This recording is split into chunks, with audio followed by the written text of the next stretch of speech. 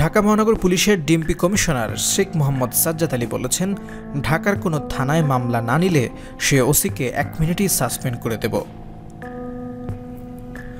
সোমবার ডিএমপির সদর দপ্তরে অটোরিকশা, অটো ভ্যান ও ইজি বাইক চালকদের সঙ্গে বৈঠকে তিনি এই হুঁশিয়ারি দেন। বৈঠকে একজন রিকশা চালক দাবি করেন, তাকে কামরাঙ্গীরচর এলাকায় গতকাল রোববার ও এর আগে একদিন মারধর করা হয়েছে। এমন অভিযোগের পরিপ্রেক্ষিতে ডিএমপি কমিশনার বলেন, আপনি মামলা করেননি কেন? মামলাযোগ্য হলে অবশ্যই ওসিদের মামলা নিতে হবে।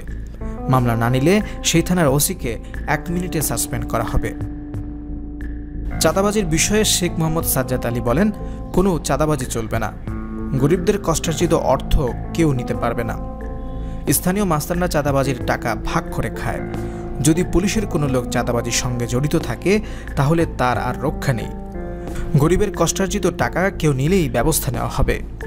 চাঁদাবাজি বন্ধে কমিটি করার কথা জানিয়ে তিনি বলেন, রিকশা চালকরা থানায় ওসিকে নিয়ে কমিটি করেন। কমিটি চাঁদাবাজি বন্ধে কাজ করবে। এর আগে বেলা 11টার দিকে রিকশা চালকদের একটি প্রতিনিধি দল ডিএমপির সদর দপ্তরে ডিএমপি কমিশনারের সঙ্গে বৈঠকে বসেন। বৈঠকে রিকশা চালকরা তাদের বিভিন্ন দাবি দাওয়া তুলে ধরেন। বৈঠকে তারা দাবি করেন, পেটের দায়ে অটোরিকশা মূল সড়কে উঠতে হয়। কিছু এলাকার গলিতেও ঢুকতে দেয় না, এজন্য বাধ্য হয়ে আমাদের মূল সড়কে উঠে পড়তে হয়। আমাদেরকে সহযোগিতা করলে উপকৃত থাকতাম।